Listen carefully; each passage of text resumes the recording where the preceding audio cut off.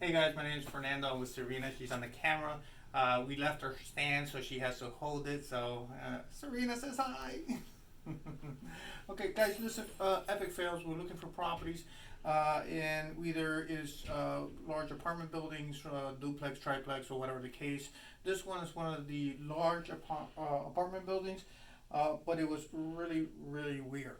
Okay, I got called by another realtor. He said, "Hey, I got this great deal. Be careful." So you got to do your due diligence. You got to look at their numbers. You got to look at the numbers and make sure they match. So he told me it's $1.8 million. Okay.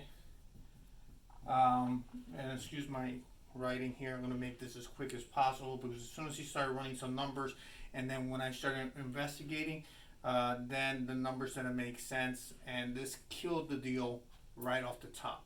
So the rent's 21 units, right? And the rents on this one was $13,767. Let's say, and then they're saying the expenses was, I forget what he said, but regardless. So I started, if you know the 50-50 rule and everything, right away. Let's start with the 1% rule. This is definitely not at least 1% of that. At 1% should have been 1.3 or something of that nature. With that being said, if there's merit and that there's potential increases that will make it work 1.8, then great. But you can't sell 1.8 when the portfolio is only producing maybe a 1.3. Okay, if that makes sense. If not, you can comment, call us. We'll go over those numbers with you. So the expenses on this, he said $20,000 in taxes. Okay, he said utilities is weird, but again, he put 24,000 in gas. He put 8,000 in electric. He put water was 22,000. So I'm assuming water and sewer.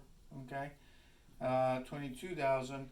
He said taxes was 20. Okay, and then he said insurance was 8,000. Okay.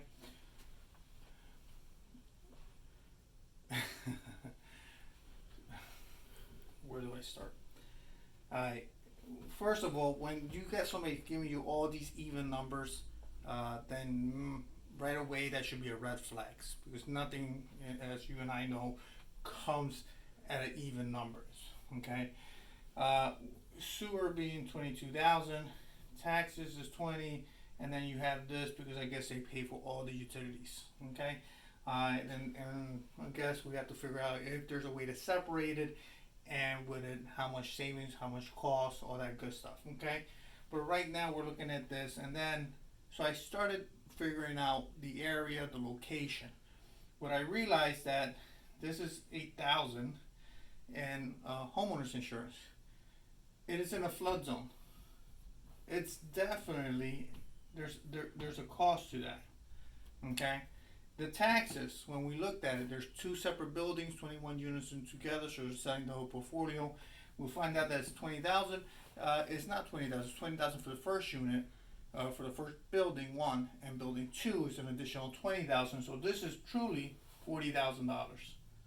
Okay, uh, we didn't even factor sinking funds because it is an older building. Okay, we didn't figure out any maintenance. Okay, salaries if somebody's working there or whatever. Lawn care, we didn't. The vacancy rate was at 83%. Okay, all these numbers are definitely red flags.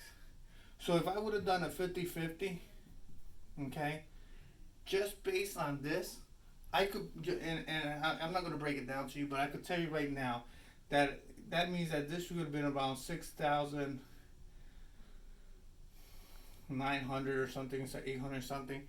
Right here, just in the what I have, it would have been over this. It's probably, let's see, 40, 80, maybe 8, 9,000 or something. So this numbers here doesn't make sense. These taxes, okay, are killers and probably there's no way for me to structure this other than getting, maybe if I could get rid of this. But if I'm paying 1.8 million, or they're offering 1.8 million, that should already have been done. Okay, they should have appealed the taxes a long time ago. And the agent that did this and sent me these numbers, this is an inexperienced agent, I have to say, that wouldn't. These numbers does not work at all. So I couldn't tell you to say come in here. I tried to look at it in the sense that maybe, well, I know they're asking this. What happens if I would have been at 1.3? This is still only portfolios for 1.3 if this 50-50 would have worked.